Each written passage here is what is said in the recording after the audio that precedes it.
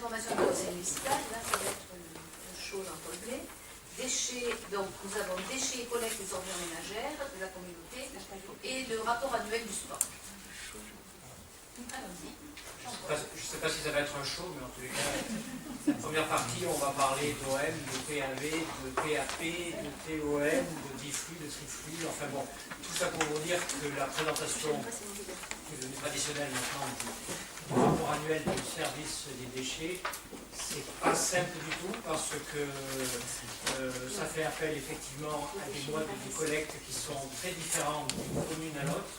Et c'est pour ça qu'il ne faut peut-être pas trop s'amuser à essayer de comparer en tous les cas la collecte d'une commune avec une autre commune, parce que une commune est en biflux, une commune est en triflux, une commune est en porte-à-porte, une commune a plus de PAV que l'autre. Enfin bon, on va essayer de rentrer un petit peu plus dans les détails et vous présenter effectivement ce rapport annuel que vous avez dû avoir, puisque c'est un rapport à disposition de tout le monde et c'est un rapport qui est téléchargeable sur le site internet de la CPA. Donc, je rappellerai simplement que le service des déchets au niveau de la CPA, ça représente environ c'est le troisième budget de la CPA pour environ 35% des effectifs. Donc, c'est quand même une compétence assez forte de la CPA et c'est effectivement une compétence que la commune a transférée donc à la communauté de la Gloue. Il m'a semblé intéressant de vous rappeler ici les principales actions et les principaux résultats du service déchets.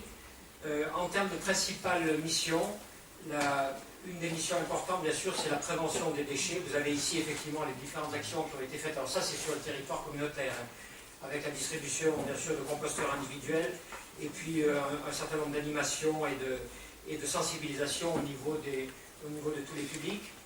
Bien sûr, la gestion de l'après-collecte, puisque en 2013, c'est 150 nouveaux dispositifs qui ont été enterrés, donc avec une gestion d'un parc de 47 000 bacs et de 1800 colonnes d'apport volontaire. La gestion de la collecte des déchets, on va rentrer dans le détail après, mais c'est 360 000 tonnes de déchets gérés par an, plus la mise en place d'un service de propreté autour des bacs. Également donc un rôle d'information, donc une mission d'information et de communication, et puis bien sûr aussi une mission importante qui est le tri, la valorisation des produits recyclables et le traitement des déchets.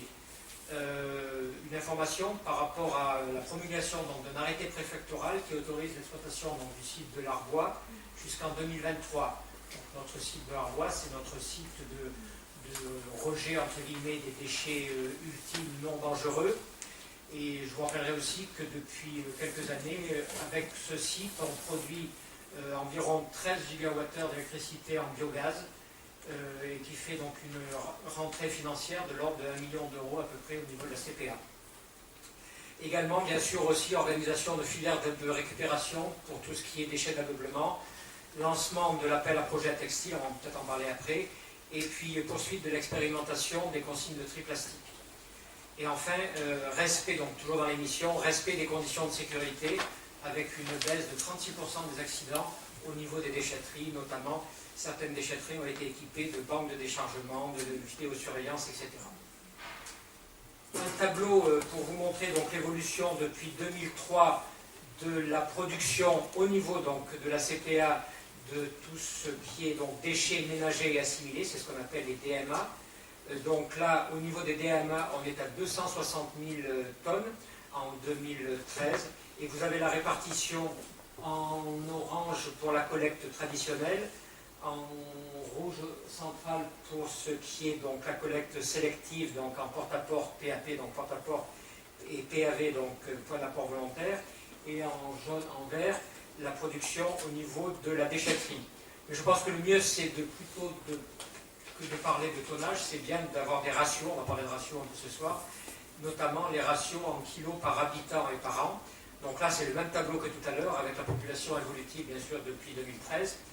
Et l'on s'aperçoit effectivement que ce ratio est passé de 2003 de 663 kilos par habitant par an, tout confondu bien sûr, à 700